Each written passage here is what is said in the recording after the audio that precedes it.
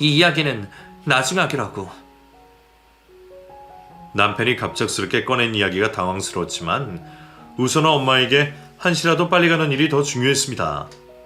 남편과 왈가왈부하며 시간을 낭비할 수 없었죠. 그렇게 남편이 공항까지 저를 데려다 주었고 저는 엄마가 있는 제주도행 비행기에 몸을 싣게 되었습니다. 공항에 도착하자마자 엄마가 있는 병원으로 달려갔던 저는 침상에 누워 계시는 엄마를 보게 되었죠. 엄마의 모습을 본 순간 눈물이 먼저 흘러나왔습니다. 제가 곁에서 엄마 신경을 써주고 챙겨주었다면 엄마가 병상에 누워 계시는 일은 생기지 않을 것만 같아 저를 자책할 수밖에 없었어요. 이후 이모들이 울고 있는 저를 발견하곤 괜찮다며 저를 다독여 주시며 엄마 건강 상태에 대해 설명해 주셨죠. 다른 곳에는 이상이 없으셨지만 쓰러지시며 머리를 다치시는 바람에 골절과 함께 일시적인 마비 증상이 있다고 했어요. 그런 엄마를 두고 올라갈 수 없었습니다. 이모들이 엄마 곁에 있다고 하지만 제 눈으로 확인하고 제 손으로 엄마를 돌봐드려야 마음이 놓일 것 같았어요. 바로 그날 남편에게 전화를 하여 엄마가 나을 때까지 친정집에서 지내겠다고 말을 했죠. 남편도 엄마를 돌봐드리겠다는 저를 이해해 주었어요. 물론 엄마는 시집을 간 여자가 집을 오랫동안 비워서는 안 된다며 제 도움을 받는 걸 손살에 치셨지만 이번만큼은 제 고집을 꺾을 수 없었습니다. 남편에게 이미 말까지 다 해놓고 집도 친정집으로 오고 있다고 말하니 이번에는 한 발자국 물러서셨죠. 제가 고집을 부린 탓도 있겠지만 그만큼 엄마도 제 곁에 있기를 바라셨기에 끝까지 거절하지 않으신 것 같아요. 그렇게 저와 엄마는 아주 오랜만에 둘만의 시간을 보낼 수 있었습니다. 외출이라고는 재활 관련으로 병원에 다녀올 때와 집안 마당 정도가 전부였지만 그런 것과 상관없이 엄마와 단 둘이서 보내는 시간이 너무나도 행복했어요. 다시 결혼 전만 돌아간 것 같았죠. 제가 엄마 곁에 있어 심적으로 안정이 되어 회복에 더 좋은 효과가 있었는지 모르겠지만 엄마의 몸 상태는 빠르게 좋아지고 있었습니다. 회복되어가는 엄마의 모습을 보며 저도 그제서야 한숨을 돌릴 수 있었고 다른 생각들도 조금씩 할 수 있었죠. 남편 생각이 가장 먼저 났습니다. 그때는 남편이 고맙더라고요. 친정집에서 한 달 넘게 있는 아내를 이해해주는 게 쉬운 일은 아닐 텐데 아쉬운 소리 하지 않고 저와 엄마의 안부를 물어주고 있었으니 말이죠. 그러면서 제가 지금까지 남편을 너무 부정적인 모습으로만 오해를 하고 있지 않았나라는 반성을 하게 되었습니다. 저희 친정집에 오지 않는 것 또한 나름의 고충이 있었는데 제가 너무 몰아세운 것 같아서 미안한 마음이 들었죠. 엄마가 회복되고 나서는 남편을 좀 더 이해하고 사랑해줘야겠다는 생각을 하게 되었습니다. 그렇게 새로운 마음을 가다듬고 있을 무렵 어느 날부터인가 남편의 SNS 계정이 비공개로 돌려졌다는 걸 알게 되었습니다. 원래 저는 친정집으로 내려올 때까지만 해도 SNS를 하지 않고 있었는데 이곳에서 혼자서 보내는 시간이 많아지다 보니 최근에 계정을 만들고 제 주위 사람들 근황과 사진을 보고 있었죠. 그래서 남편의 SNS도 틈틈이 보고 있었습니다. 남편은 요즘 사람들처럼 매일같이 사진을 업로드하는 건 아니었지만 말이죠. 그래도 가끔씩 남편이 업로드한 사진을 보며 통화로는 다 듣지 못하는 남편의 근황을 알 수 있어서 좋았어요. 그런 SNS 계정이 어느 한순간 비공개가 되었죠. 몰래 남편 계정을 훔쳐보고 있던 터라 왜 비공개로 바꿨냐고 물어볼 수도 없었습니다. 그리고 그때까지만 해도 남편의 갑작스러운 비공개 설정에 별 생각이 없긴 했어요. 그래서 다른 사람들 계정을 보고 돌아다니며 SNS를 하고 있었는데 우연히 남편과 닮은 사람이 찍혀있는 사진을 제가 모르는 계정에서 보게 되었죠. 남편과 닮은 사람인가 싶어 무심코 그 계정에 들어가 봤는데 그 사진 속에 있는 남자는 제 남편이 맞는 듯 보였습니다. 계정으로 들어가 다른 사진을 확인해보니 며칠 전에 만들어진 계정이라는 걸 알았어요. 그리고 계정의 주인이 저희 시아버님이라는 것도 알 수 있었죠. 가장 처음으로 올린 사진이 시아버님의 정면 사진과 함께 시어머니의 사진이었거든요. 아마 보통의 사진이었다면 우리 시부모님도 요즘 사람들 하는 걸 다 아시는구나 정도로 생각했을 거예요. 그런데 제가 맨 처음 확인했던 남편과 시부모님이 찍혀있는 사진의 배경이 너무나도 익숙했습니다. 우리 엄마 고향 제주도에서 유명 명소로가 알려진 곳이었으니까요. 제주도 배경에 있는 사진은 몇 시간 전에 올라온 사진이었고, 그렇다면 시부모님과 남편이 제주도에 와 있다는 소리였죠.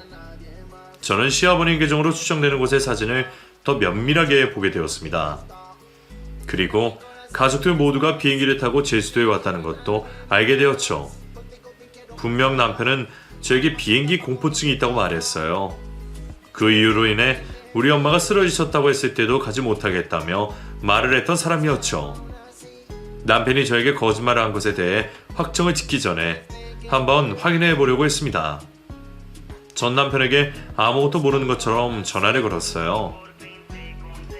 여보, 장모님은 좀 어떠셔? 많이 좋아졌어. 마비는 일시적인 거라 이제는 움직이는 건 아무 이상 없는데 힘주는 걸 아직 힘들어하셔서 요즘에는 그걸 중점으로 재활하시고 계셔. 당신은 내가 없어서 많이 힘들지. 안 그래도 엄마가 내일이나 내일 모레 잠깐이라도 당신 보고 오라고 해서 그럴까 하는데. 뭐하러 그래. 아직 장모님 곁에 당신이 있어야지. 나는 괜찮아. 어차피 요즘에는 장사가 잘 되고 있어서 잠자는 시간 빼고는 집에 있지도 않거든. 당신 와봐야 내 잠자는 모습밖에 못 봐. 밥도 가게 근처에서 먹어서 잘 먹고 있고. 당신 나랑 결혼하고 장모님과 시간 많이 못 보냈잖아. 이번 기회에 내 생각하지 말고 장모님과 시간 더 보내다가 와. 그렇게 말해주면 나는 고맙지. 그리고 미안해. 물론 내가 당신 비행기 공포증이 있다는 거 알고 그런 건 아니지만 이제껏 당신을 너무 몰아세운 것 같아서 미안하더라고. 당신이 공포증이 있다는 사실을 편하게 말할 수 있게 분위기를 만들어줬어야 했는데 짜증이나 내고 화만 내고. 괜찮아. 내가 오히려 미안하지. 다음에 연휴가 길어서 배 타고 갈 수 있거나 내가 치료를 받으면 그때는 나랑 장모님께 같이 가자. 너무 무리하지 않아도 돼. 근데 당신 이렇게 길게 통화해도 돼? 가게 아니야? 오늘 너무 피곤해서 가게 애들한테 맡기고 나는 일찍 집에 들어왔어. 좀 쉬려고. 아, 그랬구나. 아, 참. 근데 아버님, 어머니 무슨 일 있으셔? 되게 전화를 드렸더니 받지를 않으시네. 휴대폰으로 연락할까 하다가 당신한테 물어보고 전화 드리려고 하는데. 하지마. 부모님 요즘에 일찍 주무셔. 아마 지금쯤 벌써 잠자리에 드셨을 거야. 그리고 내가 당신 사정 다 이야기해놔서 굳이 연락 안 드려도 돼. 아빠 엄마도 장모님 쓰러지셨다는 말 듣고 걱정하셔서 당신 이해하고 계셔. 그러니까 전화하지 말고 당신은 장모님만 신경 써드려. 알았지? 남편이 제주도에 있는 게 거의 확실한 듯 했습니다. 혹시 몰라 남편 지인 척하고 가게로 전화를 받지만 역시나 사장님이 길게 여행을 가셨다는 말을 아르바이트생에게 듣게 되었죠. 결국 남편은 지난 결혼생활 내내 친정집에 일부러 가지 않았던 게 맞았고, 우리 엄마가 앞다는 말에도 비행기 공포증이 있다는 거짓말까지 만들어가며 절 속였던 거였어요. 그리고는 자기 부모와는 관광을 하기 위해서 제주도까지 비행기를 타고 왔던 거죠. 또 저에게 거짓말을 하면서 말이에요. 야비하게 거짓말은 살살해 가면서 간땡이는 부었는지 저와 마주칠 수 있는 제주도로 와 있었습니다. 남편의 거짓말을 모두 다 알게 되자 배신감이 어마어마하게 몰려왔어요. 내가 이런 사람을 믿고 결혼을 선택한 게 너무 후회되었죠. 이전에는 고민만 하고 있던 이혼에 결심이 있었습니다. 지 부모만 부모님인 줄 알고 챙기는 놈 따위는 제 인생에 필요 없었어요. 당장 남편에게 이혼을 요구하고 싶었지만 우선은 회복되어 가고 있는 엄마를 챙기는 게 먼저였습니다. 친정집에서 엄마를 계속 간병하며 이혼 준비를 하게 되었죠. 이혼을 당장 할 수는 없었지만 이혼 준비는 할 수 있었으니까요. 변호사분을 찾아가 제가 남편에게 겪은 상황으로 이혼을 요구할 수 있는지, 또 이혼 소송 시 저에게 유리한 증거가 무엇이 있는지 조언을 듣게 되었죠. 남편이 제주도로 시부모를 모시고 온 것 또한 이혼 소송에서 유리하게 작용할 수 있는 증거라고 했습니다. 고맙게도 시어머니께서 뒤늦게 배운 SNS에 재미가 들리셨는지 저에게 이혼 소송의 중요한 보탬이 되어줄 사진들을 계속해서 올려주셨죠. 그것들 하나도 빠짐없이 저장을 했습니다. 그리고 남편이 저에게 거짓말을 하고 있다는 걸 메시지로 남기게 되었죠. 남편이 시부모님을 모시고 제주도를 돌아다니면서 집에 있다고 저에게 거짓말하는 것들을 말이에요. 그렇게 엄마의 치료를 도우며 이혼할 준비를 해나가고 있었습니다. 또 하나 다행이었던 건 남편과 이혼을 하게 되면 지금 남편과 살고 있는 집은 재산 분할 대상에 들어가지 않는다는 거였어요.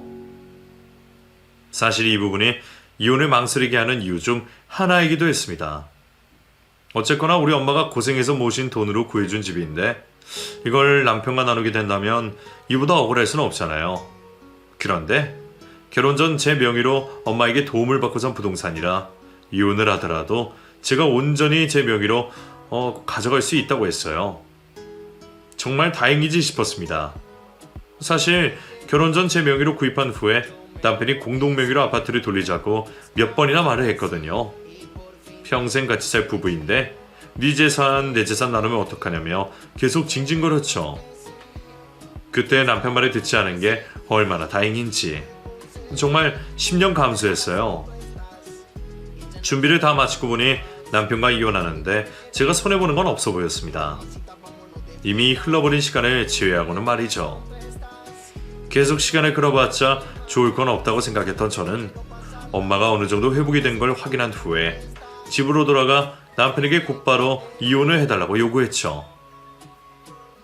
이제껏 당신이랑 살아온 시간도 아까우니까 잔말 말고 도장이나 찍어.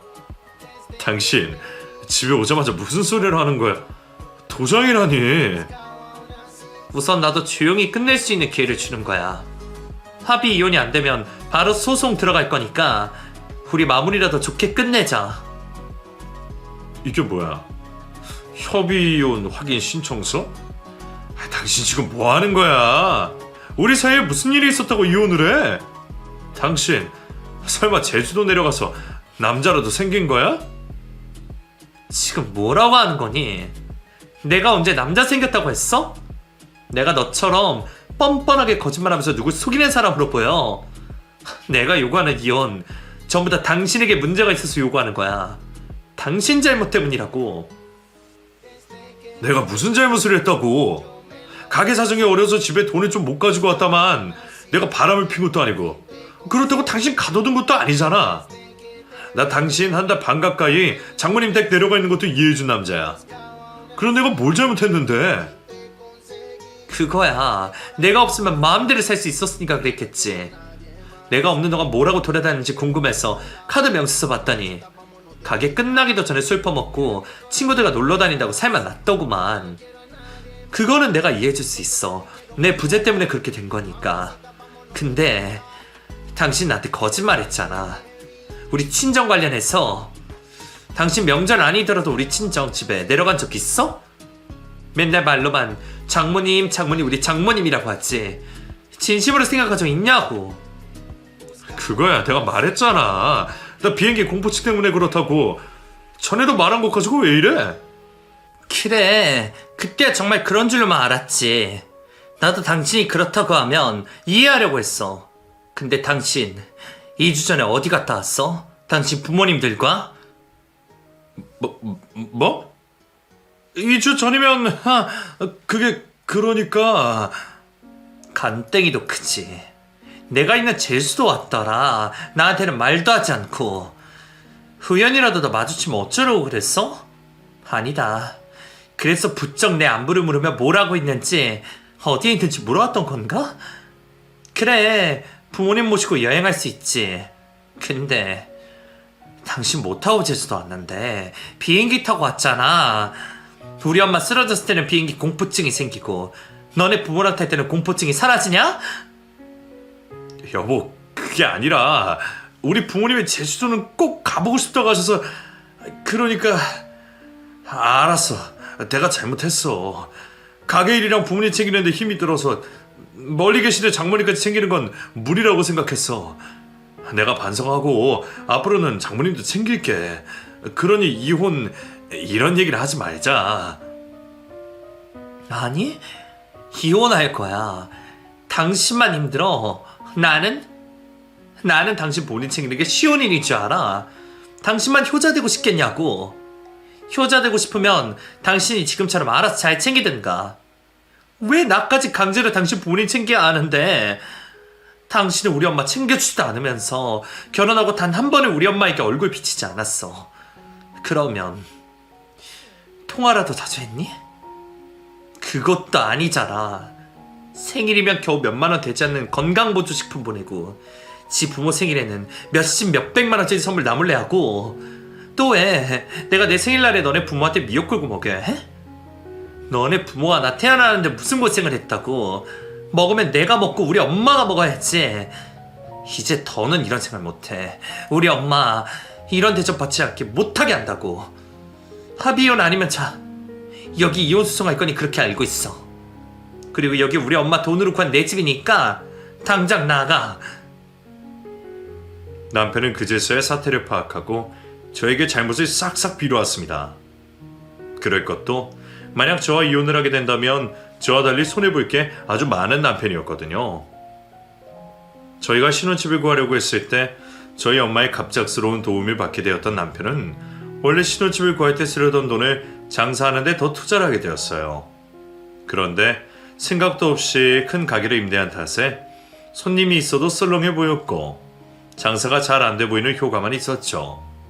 그러다 보니 손님들 입장에서는 남편의 가게를 들어오려고 하다가도 순간 멈칫하게 될 수밖에 없었습니다. 겉으로 보기에는 파리만 날리는 집같이 보이니까요. 그런 이유로 단체 손님 빼고는 남편의 가게를 찾는 손님들이 없었죠.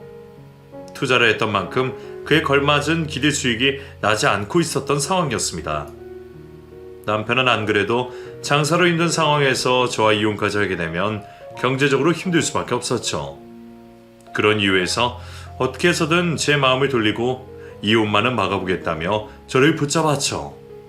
하지만 전 오래전부터 남편과 이혼을 생각하고 있었기에 제 마음을 돌리는 건 불가능했습니다. 그걸 남편도 알고는 다른 방법으로 제 마음을 돌려보려고 했죠. 바로 저희 엄마에게 접근을 하는 거였습니다. 그것도 직접 비행기를 타고 가서 엄마를 만나서 설득을 하려고 했죠. 엄마는 제가 자신과 같은 이혼녀가 되는 걸 바라시지 않으셨지만 그것보다 제가 남편에게서 고생을 하는 걸 더 바라시지 않았어요. 남편과 이혼을 결정한 뒤 전 엄마에게 제가 겪고 있던 이야기를 마저 하게 되었고 효자 노릇하겠다고 저를 힘들게 한 남편의 행동까지 알게 되셨죠. 그 이야기를 듣고 엄마는 자신의 가슴을 치셨습니다. 제가 엄마에게 남편 이야기를 꺼냈을 때 자신이 더 세심하게 신경을 썼어야 했다고 하셨죠. 그러다 보니 남편이 하는 말은 엄마에게 하나도 효과가 없었습니다. 오히려 집에서 내쫓겨났죠. 그렇게 남편과는 이혼 소송 후 갈라서게 되었어요. 남편과 이혼 후 저는 엄마와 더 많은 시간을 보내기로 결심했습니다. 결혼은 한 번이면 족하다 싶었어요. 괜한 마음 고생 또 다시 하고 싶지 않았죠. 그래서 모든 걸 정리한 후 전 엄마 곁으로 가게 되었습니다. 그리고 지금은 엄마와 함께 엄마 고향인 제주도에서 여러 장사를 하면서 재미있게 살고 있어요. 엄마도 이제는 건강을 더 회복하시고 꾸준히 관리를 하시고 계시고요. 엄마 고향에서 엄마가 살아온 이야기를 듣고 지내는 지금이 더없이 여유롭게 행복하기만 합니다. 전 이제 두 번 다시는 남편 또는 시댁에 시달리지 않는 사람이지만 과거의 문제를 겪었던 사람으로서 한마디 하고 싶네요. 이 세상에 자식을 둔 모든 부모님들, 사이든 며느리이든 다 똑같은 누군가의 소중한 자식입니다. 똑같이 예뻐해 주시던가 아니면 독립해 가정을 꾸린 자식에게 관심 좀 꺼주세요. 그러다 당신 자식 큰 코 다치고 후회할 일 생길 테니 말이죠. 이건 배우자들도 마찬가지고요. 자기 아내, 남편, 부모님도 자기 부모님이라 생각하고 챙깁시다. 아시겠죠? 부디 제 이야기를 듣게 된 분들도 못된 부모, 배우자 되지 않길 바라며 저는 글을 마치도록 하겠습니다.